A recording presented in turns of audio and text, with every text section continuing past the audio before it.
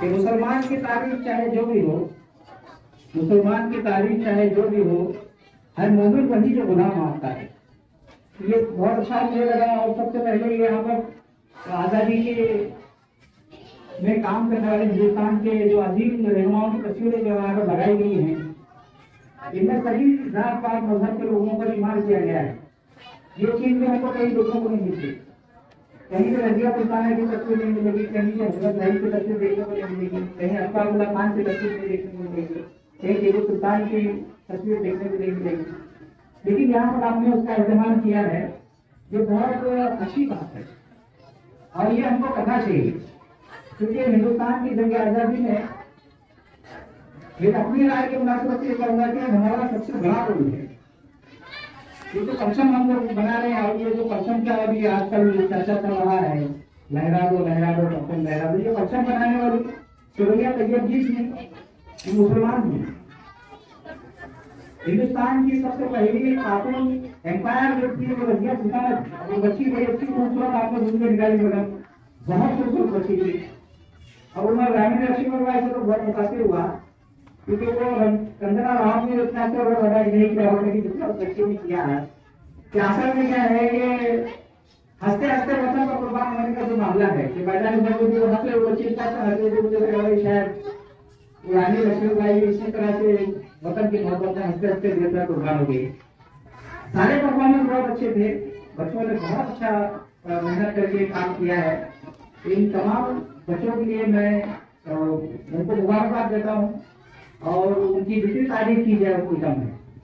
और उससे ज्यादा असातिज़ा ग्राम बहुत टीचर मुझे मालूम है कि स्कूल में इस किस्म की एक्टिविटी करने में टीचर्स को कितनी मेहनत करनी पड़ती है।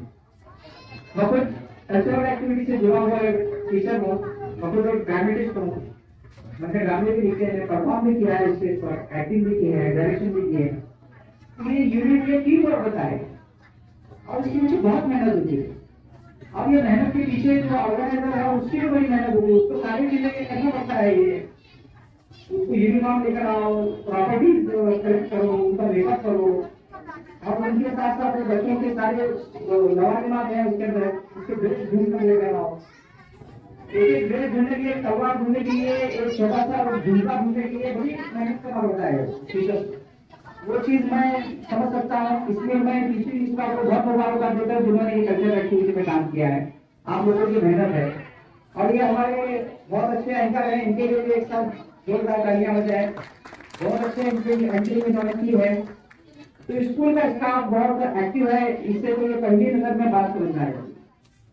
कैंपस देखते ही ये चीज समझ में आ जाती है कि यहाँ का जो मैनेजमेंट है वो बहुत एजुकेशन के लिए बहुत सिंसियर है और हर चीज का बात कर रही है। माफी साहब डिस्कशन कर रहे थे, हम लोग बैठे हुए थे, सर ने बोला कि सर बहुत अच्छा इंतजाम उन्होंने किया, इतनी देर होने के बाद पेरेंट्स यहाँ पर बैठे हुए हैं, क्यों ना बैठे भाई, इतना अच्छा परफॉर्मेंस कर रहे हैं इन्होंने, इतनी मेहनत की है। ये मेहनत इतनी खामोशी से इन्होंने की है कि उनकी कामयाबी आज हो गई, आज कामयाबी इनकी जो धूम मचा रही है इसके पीछे इन लोगों की मेहनत है। मुख्तसर से 10 साल के अरसे में इतना अच्छा कैंपस डेवलप करना ये सबके बस की बात नहीं है। हमारे यहाँ पर एजुकेशन के लेकर उतनी सीरियसनेस नहीं है हमारी कम्युनिटी में। मैं रियाज सर से बोलूंगा फ्यूचर में तो आपको मुझे बहुत अच्छी उम्मीद लगने है।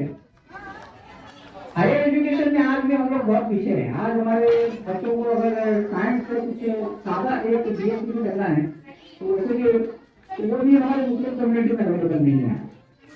एक आर्ट्स एंड कॉमर्स कॉलेज है हमारा, मैं अक्सर हमारे बच्चों को पढ़ाते हुए बोलता हूँ, हमारे स्टूडेंट भी यहाँ पर बैठे हैं, मतलब ये पूरा फुल फ्लेज कॉलेज ही नहीं है हमारे पास, हमारे कम्युनिटी। ये कॉलेज है, ये भी इसको हम बोलेंगे कि सिर्फ आधा पढ़ेंगे, कंप्लीट कॉलेज हम नहीं बोल सकते हैं।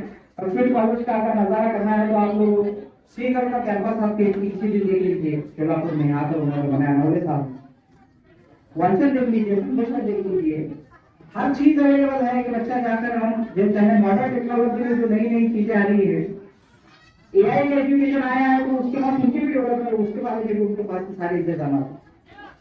मैं रियाज सर से बोलना चाहूंगा कि सर आप इस कैंपस को डेवलप करो, हायर एजुकेशन की तरफ भी आप करोगे।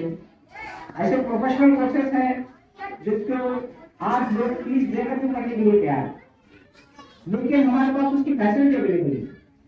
तो इतनी अच्छी आपके पास जगह है, सर ने भी बताया कि बाजू में 10,000 स्क्वायर फीट जगह आपका और फिर से ले ली है, 19,000 स्क्वायर फीट आपके पास जगह हो गई है। तो इस कैंपस के साथ साथ एक हायर एजुकेशन का प्रोफेशनल एजुकेशन का आप लोग यहाँ पर एक सेंटर बनाइए। यूनिवर्सिटी लेवल पर आपको किसी भी चीज की जरूरत पड़ेगी इंशाल्लाह हम आपका साथ देंगे। तो लोग पढ़ने के लिए यहाँ भी आएंगे, नहीं ऐसा नहीं। आप अगर क्वालिटी एजुकेशन दे रहे हैं तो लोग पढ़ने के लिए कहीं भी जाने के लिए तैयार हैं। लोग आज भी अच्छा एजुकेशन लेने के लिए पैसा देने के लिए भी तैयार है, लेकिन हमारी कम्युनिटी में जरूरत इस बात की है कि उसको अच्छा परफॉर्मेंस देने वाली सिंसियर मैनेजमेंट हमारे पास अवेलेबल है। मेरी अपनी 25 साल सर्विस के अंदर मैं अपने एक्सपीरियंस के साथ ये बात बोलता हूँ कि मैनेजमेंट एजुकेशन को लेकर सिंसियर नहीं है हमारे पास। तो कि खास एजुकेशन के डेवलपमेंट के लिए कुछ काम किया जाए, आप परफॉर्मेंस दिखाइए, लोग आपके पास खुद चल कर आएंगे। और आपके पास पोटेंशियल है, प्रिंसिपल मैडम, रियाज सर और सभी लोगों को मैं कहूँगा कि इस एजुकेशन की तरफ आप ध्यान दीजिए। आपको यकीनन बहुत अच्छा परफॉर्मेंस मिलेगा, रिस्पॉन्स भी अच्छा मिलेगा और पब्लिक को बहुत ज्यादा इसका फायदा होगा। ऐसी उम्मीद के साथ मैं अपनी बात यहाँ पर करना चाहूंगा। मैं क्योंकि उर्दू का प्रोफेसर हूँ, इस लिहाज से इस कैंपस के लिए, रियाज सर के लिए, मुझे के लिए मैं एक चीज बोलना चाहूंगा।